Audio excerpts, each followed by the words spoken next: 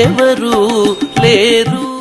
అంతరాయతిమిరోపశాంతయే శాంతపావనమచింత్య వైభవం తం నరం వపుషి కుంజరం ముఖే మన్మహే కిమపి తుందిలం మహః. శరణం కరవాణి శర్మదం తే చరణం వాణి చరాచరోపజీవ్యం కరుణామసృణైః కటాక్షపాతైః కురు మామంబ కృతార్థసార్థవాహం. శారదా శారదాంబోజవదనా వదనంబుజే సర్వదా సర్వదాస్మాకం సన్నిధిః సన్నిధిం క్రియాత్. విమలపటీ కమలకుటీ పుస్తక రుద్రాక్షశస్తహస్తపుటీ కామాక్షి పక్ష్మలాక్షి కలిత విపంచీ విభాసి వైరించి వాగర్థావివ సంపృక్తౌ వాగర్థ ప్రతిపత్తయే జగతః పితరౌ వందే పార్వతీ పరమేశ్వరౌ. గురవే సర్వలోకానాం భిషజే భవరోగిణాం నిధయే సర్వవిద్యానాం దక్షిణామూర్తయే నమః. నారాయణ సమారంభాం వ్యాసశంకరమధ్యమాం అస్మదాచార్యపర్యంతాం వందే గురుపరంపరాం.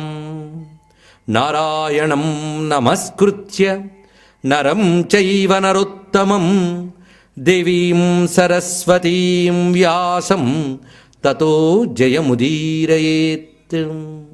శివమయమైన ఈ ఆత్మీయ సభకు నమస్కారం చేసుకుంటూ ఈ రోజు నుంచి క్షిప్రగణపతి సన్నిధిలో మనం 5 రోజుల పాటు శివ పంచాక్షరికి సంకేతంగా ఈ 5 రోజులు స్వీకరించినట్లుగా భావిస్తూ శివభక్తి వైభవాన్ని చెప్పుకోవడానికి ఉద్యుక్తులం అవుతున్నాం. అయితే శివతత్వం ఏదో కొద్ది మాటలతోనో కొద్ది రోజులతోనే తేలే విషయం కాదు.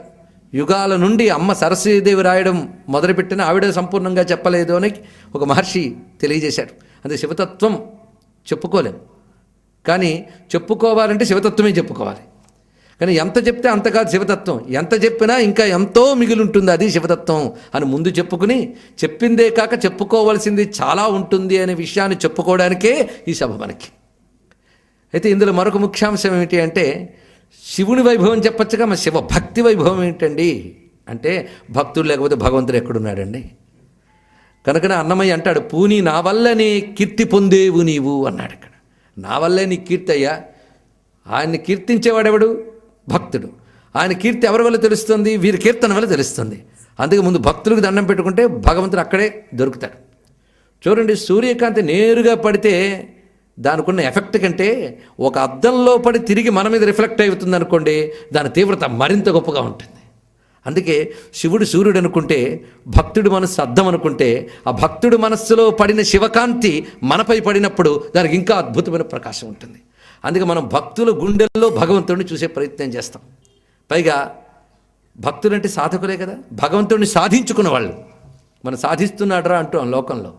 ఈ సాధించే వాళ్ళు రకరకాలు ఉంటారు. నిజంగా సాధించాలంటే ఆయన్నే సాధించాలి. సాధనలు రకరకాలండి. బాలానా రోదనం బలని ఏడ్చి సాధిస్తారట బాలకులు. భక్తులు కూడా ఏడ్చి సాధించారు, భగవంతుడిని దింపి సాధించారు, నానా విధాలుగా సాధించారు. అలా సాధించిన భక్తుల్ని కానీ మనం బాగా పరిశీలిస్తే మనం కూడా ఆయన సాధించడం ఎలాగో తెలుసుకుంటాం. అందుకు సాధకులకు పనికొచ్చేది భక్తుల చరిత్రలు. అందుకే భక్తులతో సాంగత్యం, భక్తులు కథలు చెప్పుకోవడం, ఇదంతా సత్సాంగత్యం అని చెప్తారు. పైగా సత్సంగమే ఆధ్యాత్మిక సాధనలో మొదటి మెట్టు.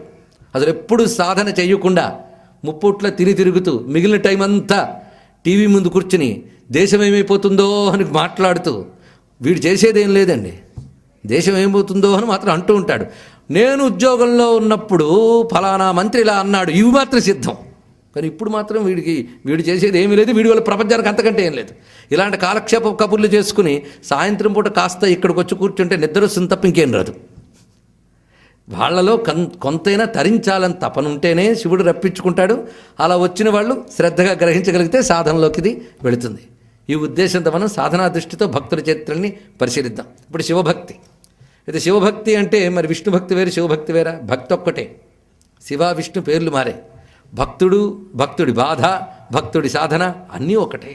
కనుక ఏ భక్తుడైనా అది శివభక్తి కావచ్చు, విష్ణు భక్తి కావచ్చు, వస్తువు ఒక్కటే. ఆ భక్తి అనే వస్తువు శివపరంగా వ్యక్తమైనప్పుడు శివభక్తి అని మనం చెప్పుకుంటున్నాం. ఎవడి శివుడు అన్నప్పుడు శివ అనే మాట చాలు ఒక మహామంత్రం.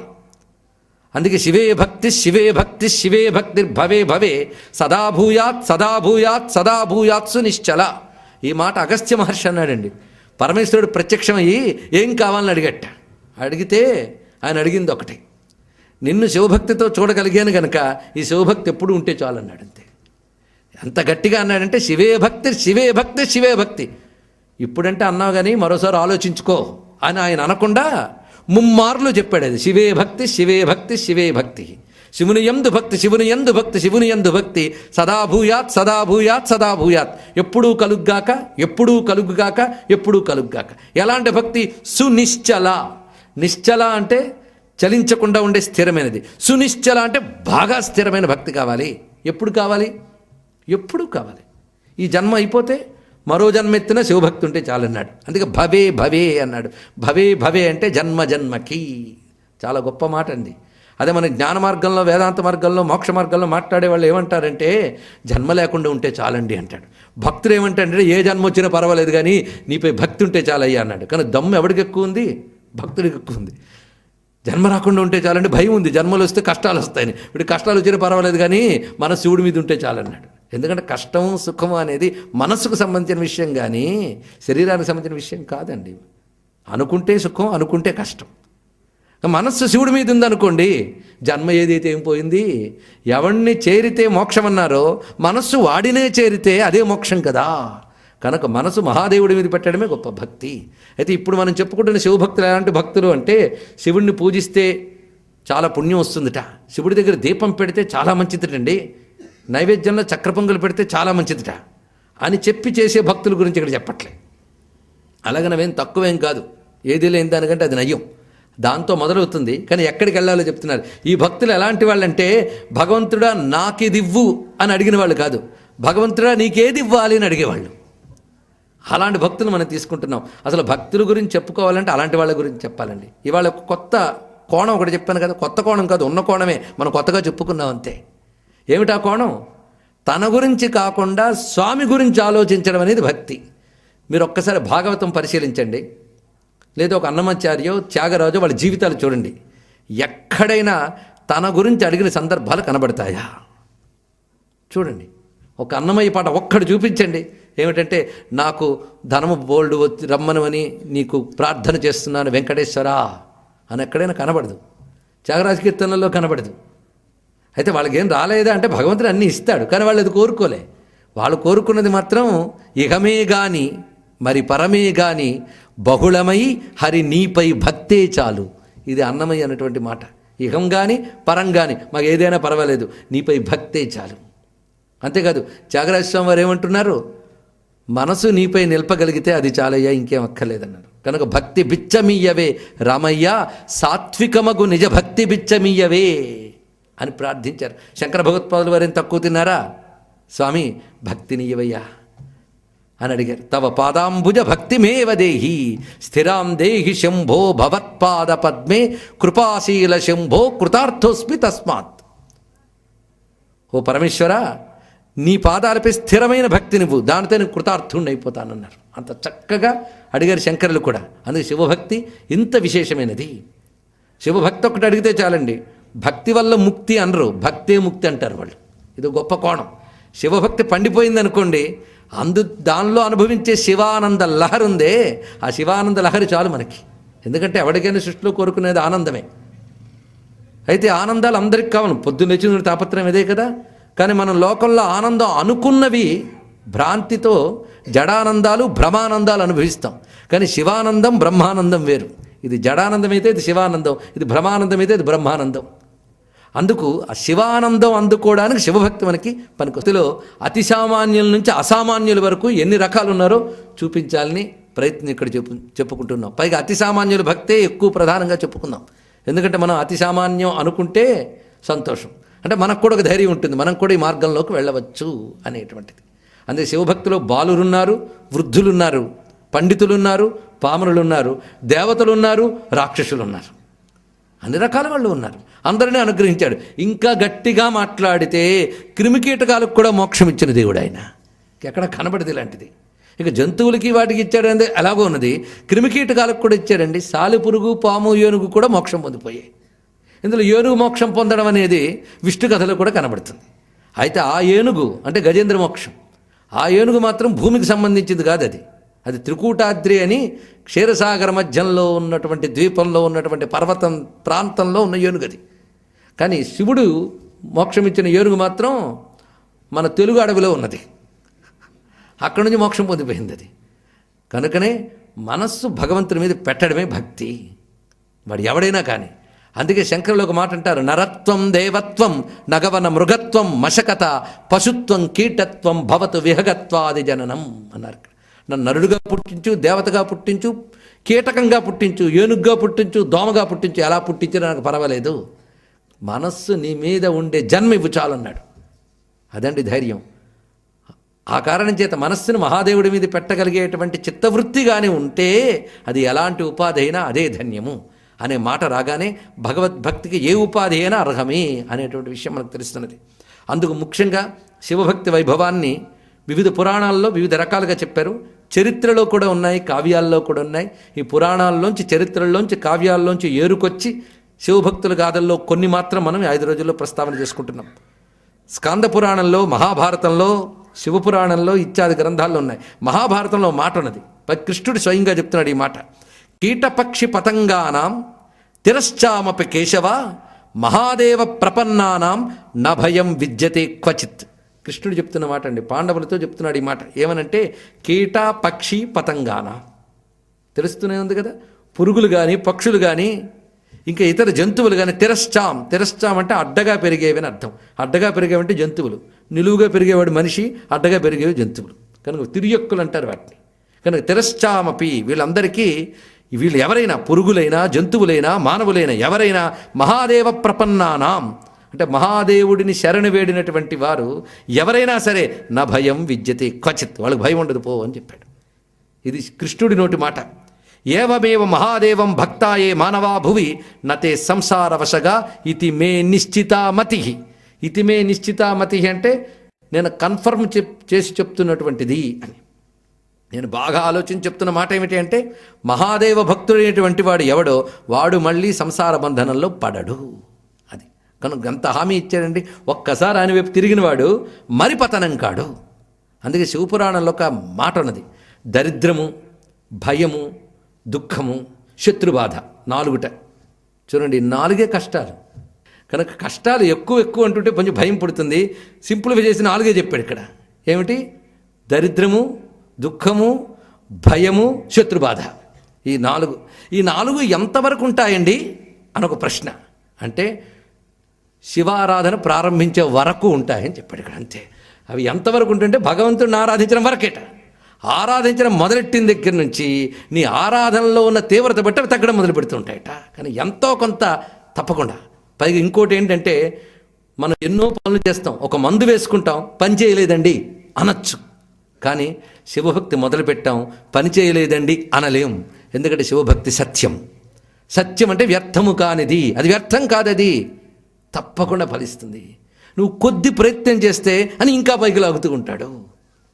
అందుకు నువ్వు చెయ్యొత్తు ఆయన చేయూత ఇస్తాడు, ఇచ్చి లాగుతాడు.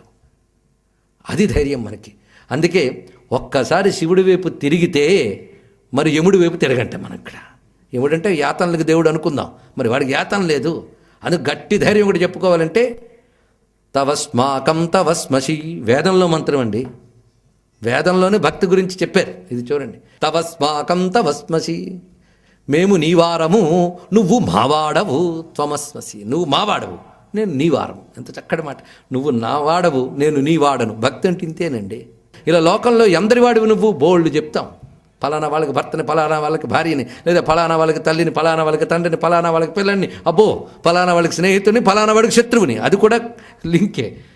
కనుక మమ్మల్నితో మనం ఎన్ని విభజించుకున్నాం, ఇన్ని చెప్పాం. కానీ నేను శివుడి వాడను అని చెప్పామా? నేను భగవంతుని వాడిని అని చెప్పేమా? ఎప్పుడైనా ఆలోచించుకోండి. ఎప్పుడైనా నేను భగవంతుని వాడిని అని అనగలిగేమా?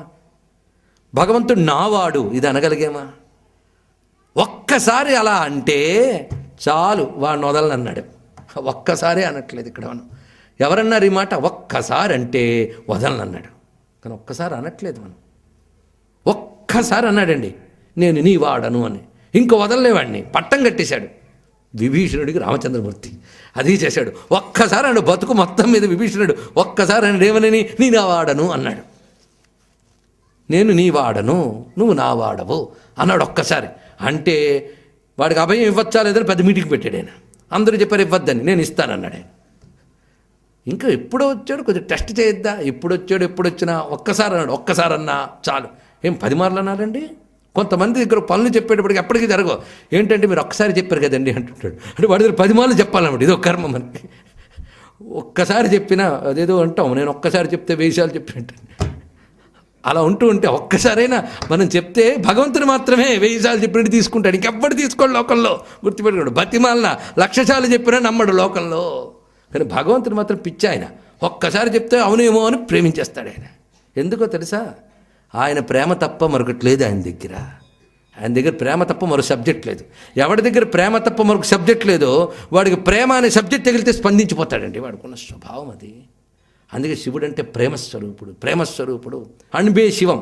మీరు తమిళనాడు ఆలయాలకు వెళ్తే పైన తమిళ భాషలో రాసి ఉంటుంది అన్బే శివం అని. అన్బే శివం అంటే ప్రేమయే శివుడు. ఆయనకి ఏమిటండి, ఆయన శరీరం మొత్తం ప్రేమే.